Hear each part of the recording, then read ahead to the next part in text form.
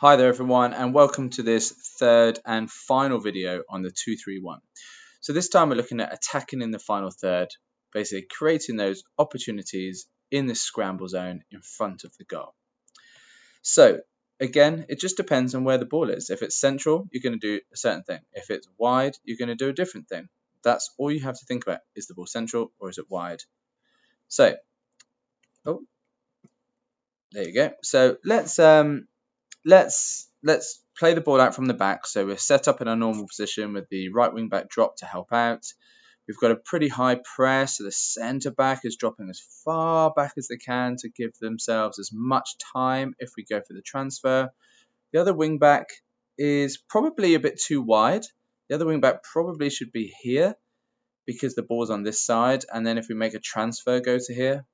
But it's not the end of the world. It just means if we always want to transfer, then it has less movement, and it might even drag these players over a bit more to free up the middle. So yeah, I don't really have a problem with it, but if we do get turned over, counter defense we're a bit short. Okay, so let's imagine the centre back is looking to take a hit. Could be a 16, could be anywhere in the pitch.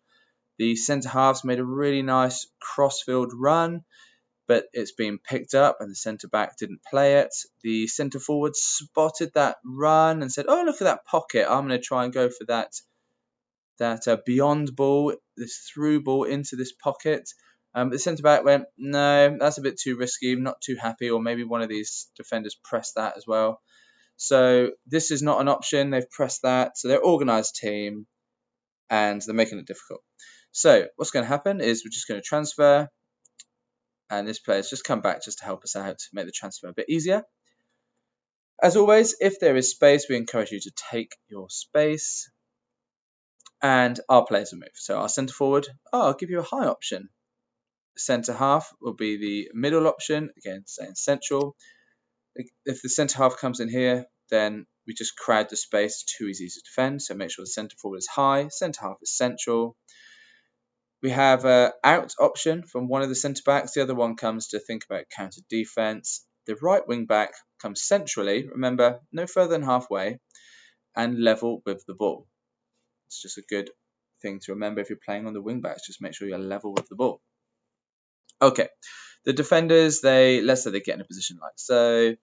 And, well, okay, so transfers on, no problem. Okay, but that's our third thought. Our first thought is an in. Can we go to the centre forward? Maybe. Depends where this person is. Is it going to go through a forehand? Is this person going to step it? Is this person going to cut it out? The centre half is definitely not an option. You have to beat two players. It's just not going to happen. But what is a really good option in here is the through ball. Okay, so let's say we play the through ball. Now, let's just ignore the defenders for a minute. Obviously, they're going to do a certain thing, but this is all about our dedicated runs. So in hockey, it's a little bit different to football. You can't just cross it in, but you can. You can drill it in, and that's fine. But quite often, you'll find yourself trying to enter via T-point. Okay, this is T-point because of this little T shape it makes there. So we're going to dribble in, say, for example. So what do we want all of our other players to do? Well, what are their dedicated runs? So the centre half, you're always going to go to the P spot.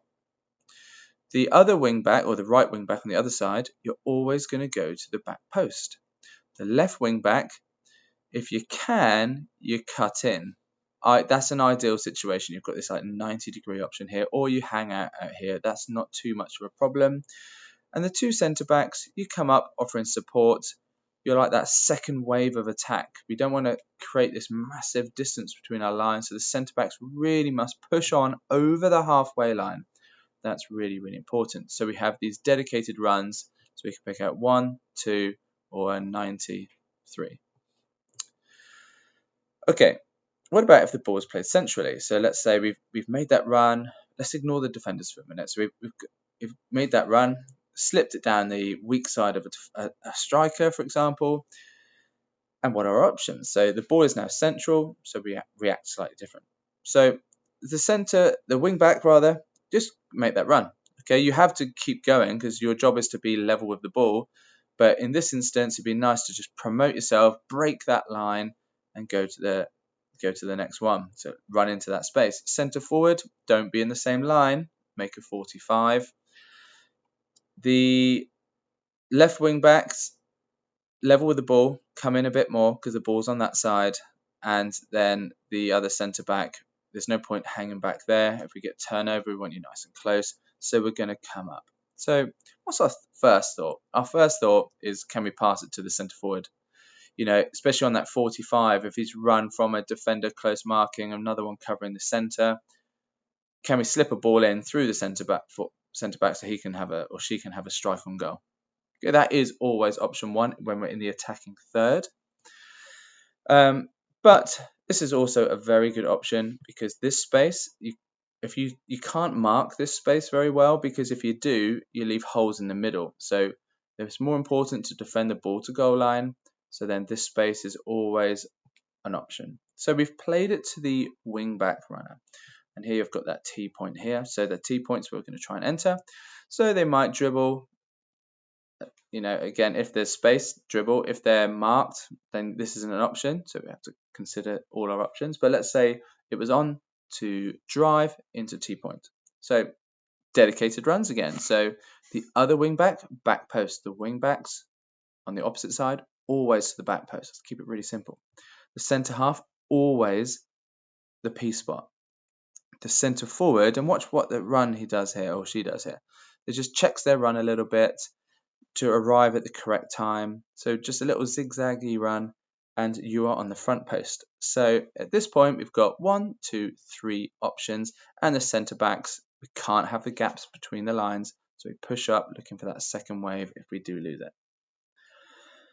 Okay, so the dedicated run's really, really important. Now, the centre forward, however, when this player, the wing back, or whichever one it is entering the T point, it might turn in from a front post to a 90. And what I mean by that is the further along the line that this player would drive, ideally we go as far as we can in this situation. It's helpful if the centre forward, the further they come in, the further the centre forward goes out. And in this position, a little slip under the arm on a 90 is an easy strike on goal. And remember, in this situation, we would have someone on the P spot, the centre half, and the opposite wing back on the back post. So you can either hit it across the goal, they might get a deflection here, or you might just nail it in the back corner yourself. Okay. So just be aware of that. If they start driving, the centre forward will have to start leading out to try and create a 90. Okay, so let's say the ball is now played wide. We take the space. We're engaged. So our first thought is to look for an in. So centre half or centre forward. Let's play it to the centre forward. Okay, the other two players, all the other players come over, as we've discussed many times on this journey. Okay, so the left wing back, level with the ball, promote yourself. It's a good idea. Always be level with the ball as a wing back. Now, it's really important that the centre forward does a pre-scan, because if the defender's there, just turn and go. If the defender's here, you're more likely to have to hold the ball up rather than go for a 1v1. You know, you might beat that player if you're skillful, but there might be another player waiting. So then beating two, you're not really playing as a team. So it's not attractive hockey. So hold up play. So you've got a choice of the overlapping run from the wing back, or you could play it back infield to your centre half.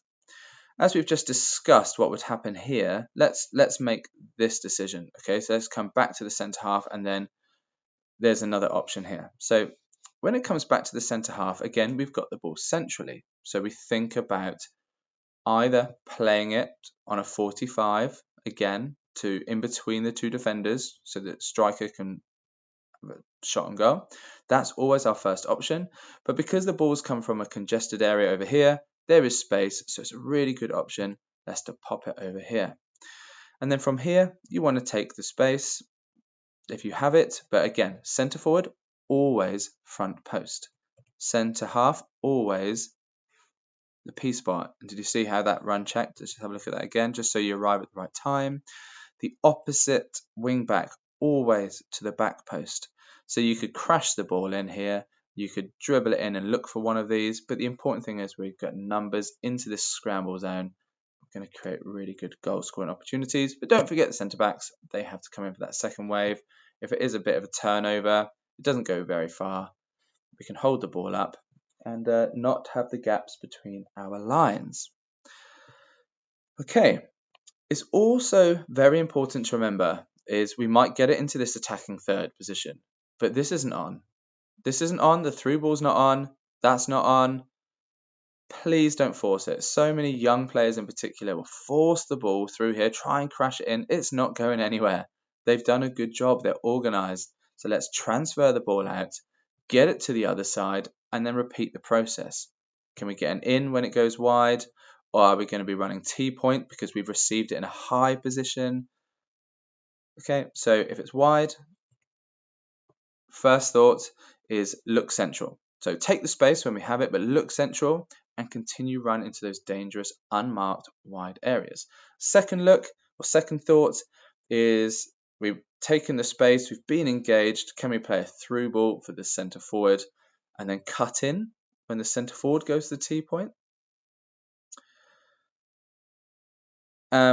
If the centre forward goes to T point, there's obviously not a front marker runner, but that's okay. That doesn't matter. There's still plenty of numbers in the D. The third look is to switch it if, like we just showed you here, when there's no options. Okay, forwards. So if you do have it centrally and it's with the centre forward, okay, so that could be from a 16, it could be from a midfield hit, it could be from a wide position, but it's ended up centrally. Please remember to pre-scan. If you can turn and go, do it.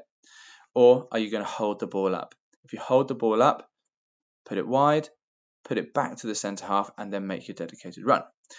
If it's central but with the centre half, again, it could be from a wide position, it could be from a free hit centrally.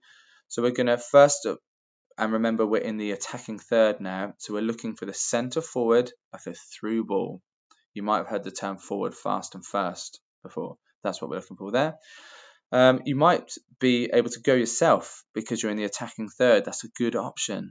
Third one is to look to switch it to the other wing back in that dangerous high area. But we always want to consider these two first because we're in the attacking third. We might as well go straight to goal if we can, if it's on. Quite often though, it's not on. So this might be the thing that, even though it's your third look, it might be the thing that we do more often.